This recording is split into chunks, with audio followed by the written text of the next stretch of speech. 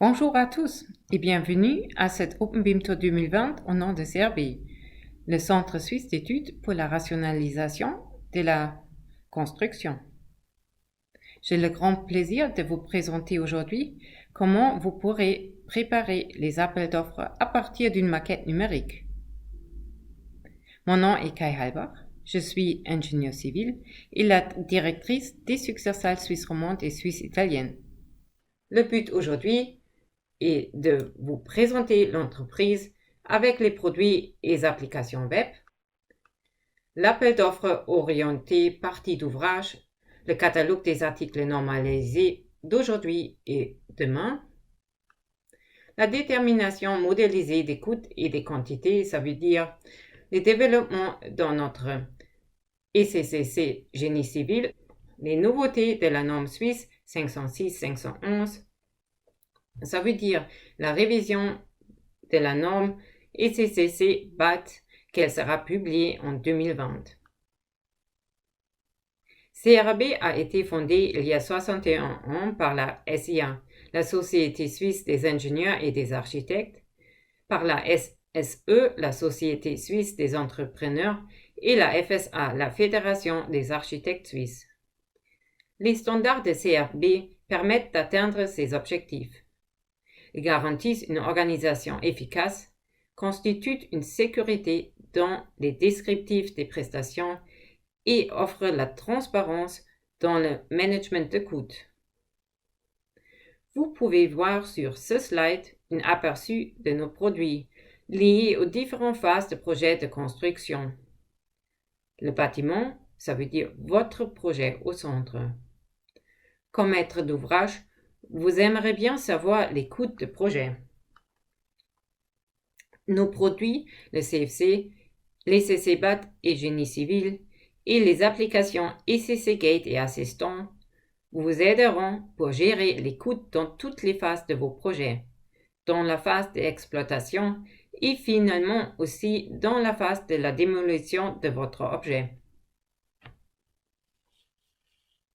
Le catalogue des articles normalisés décrit votre projet en détail et les travaux à faire dans votre projet, avec plus d'1 million d'articles. Il fait aussi partie des contrats de travail. Les valeurs référentielles sont utilisables pour comparer des projets et pour calculer votre projet dans la phase de définition de l'objet et d'études préliminaires, très tôt dans votre projet. Le catalogue des articles normalisés fait aussi partie du contrat de travail. L'ECCC est utilisé pour calculer votre coût dans la phase d'exploitation. Dans cette présentation, nous nous concentrerons sur des produits CAN et ECC BAT et Génie civil. Le CAN aujourd'hui. Le CAN, le catalogue des articles normalisés, est un instrument qui est utilisé dans la phase des appels d'offres. C'est un savoir pour l'établissement de descriptions de prestations standardisées. C'est une base pour des appels d'offres clairs et juridiquement sûrs. Il inclut presque 200 chapitres dans tout le domaine de la construction, ça veut dire bâtiment, génie civil, travaux souterrains, infrastructure, installation du bâtiment et automatisme du bâtiment. Quels sont les avantages du CAN? Vous pouvez voir ici comment le CAN se présente dans le CAN Viewer, mais aussi c'est pareil dans le format papier. C'est un standard référence du secteur suisse de la construction. Il inclut plus que d'1 million d'articles descriptifs. Vous voyez déjà ici quelques articles. C'est une systématique commune avec une structuration claire. Vous pouvez déjà voir les chapitres, la structuration. Ça commence avec 281, après c'est 00, 100, 200 et après tous les trois différents niveaux de cette structuration. C'est une base solide pour le contrat d'entreprise. Il est toujours en accord avec les normes en usage. Vous pouvez très souvent trouver une phrase liée à cette normes SIA ou d'autres normes en usage. Il donne aussi une base pour un échange standardisé des données et il permet une comparaison rapide et aisée des appels d'offres. Mais comment on peut lier cet standard avec toutes les descriptions et tous les articles dedans avec l'IFC, le standard international? Le catalogue des articles normalisés contient les éléments, les attributs, les valeurs des attributs et les unités des attributs. Vous pouvez bien voir ce mélange dans les articles et c'est pas facile de structurer tout le catalogue des articles normalisés pour le lier avec l'IFC.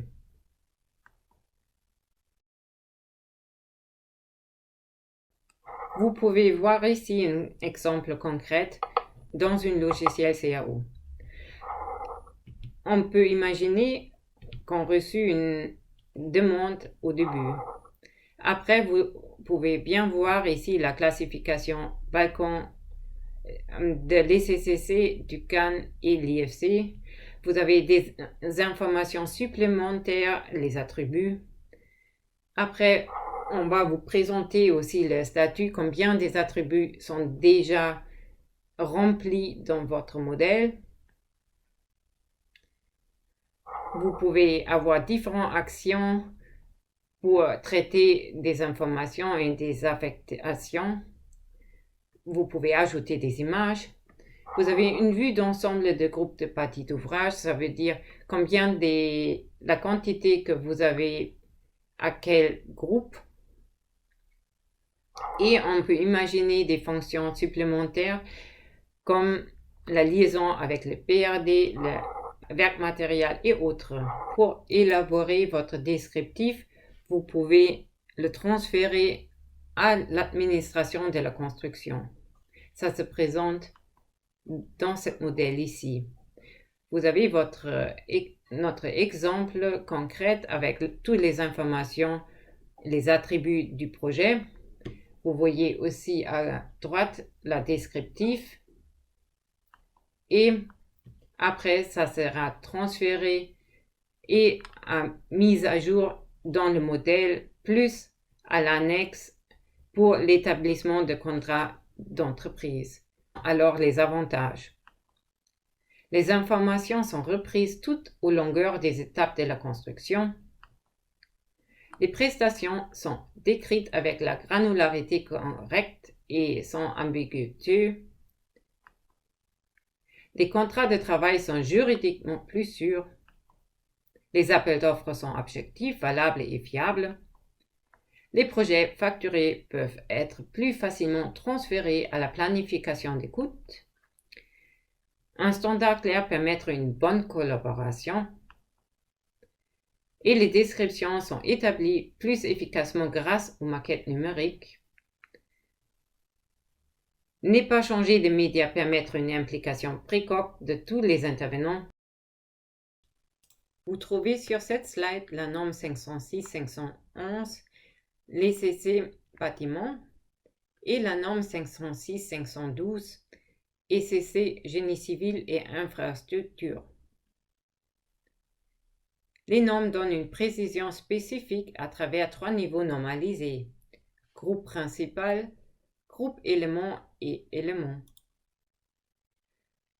Vous trouvez ça aussi sur cette slide avec un exemple concret. Après, l'ECC Gate donne un aperçu sur le standard, ça veut dire au 4e et 5e niveau. Mais comment on peut lier l'ECCC avec l'IFC? L'IFC permet d'avoir une estimation de quantité dans votre projet dans une maquette numérique. Et après, avec une liaison avec l'ECC au 4e et 5e niveau, ça vous permet d'avoir une estimation de coût dans votre projet. Cette coût permettra une identité claire entre l'IFC et les CCC.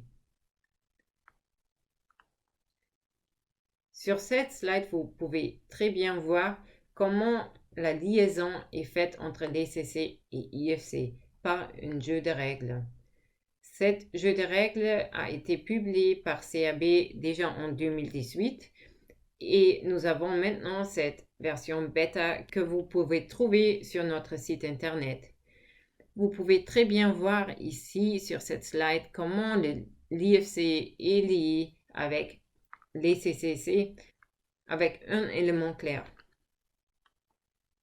Actuellement, nous travaillons sur des projets pilotes. Un de ces projets pilotes qu'on a fait, c'est un tunnel dans une section spécifique.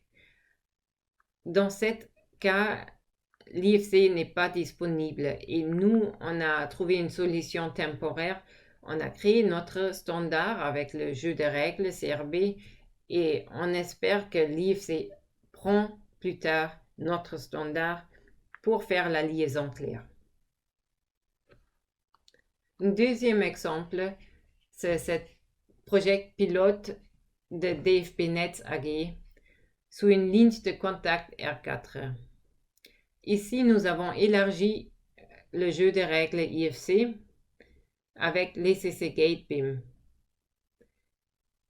Aussi, vous pouvez voir que ça c'est possible de déjà faire une liaison entre l'IFC et l'ECC Génie Civil et où nous sommes déjà, dans quel détail. Nous arrivons maintenant à la révision de la norme 506-511, l'ECC bâtiment. J'aimerais bien vous donner une vue globale sur les changements en bref. Nous avons changé le titre. Ça s'appelle maintenant Code de coût de construction bâtiment par élément. Le petit « e » c'est écrit pour par élément. On a aussi réformé le code.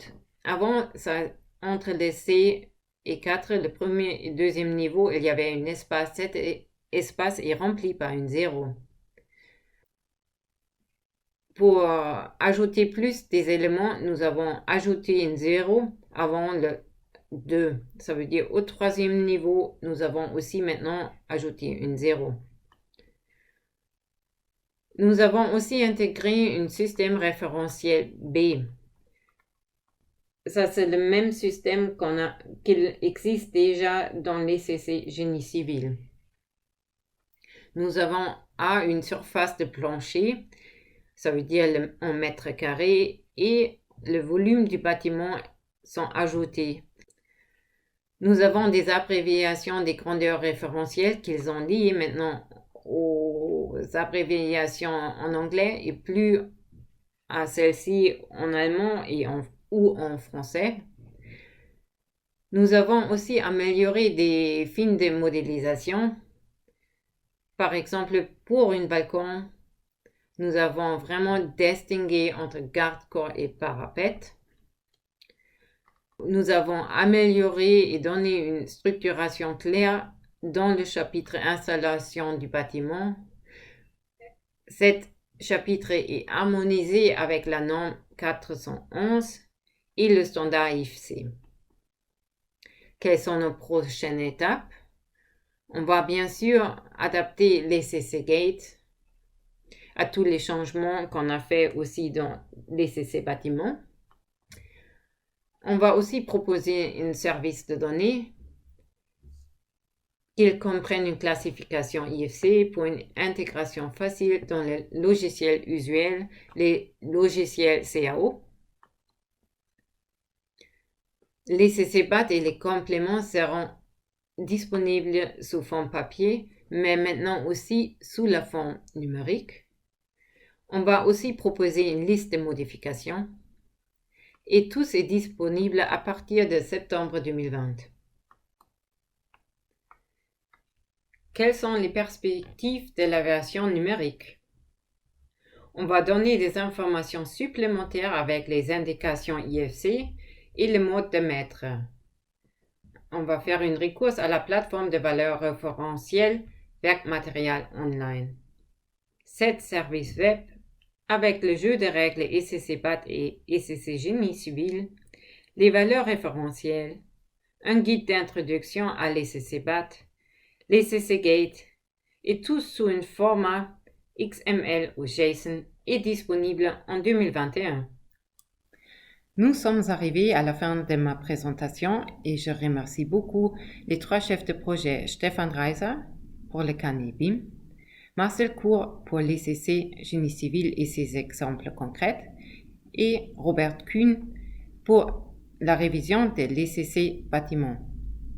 Vous trouvez les présentations détaillées sur le canal YouTube qu'elle sera présentée plus tard.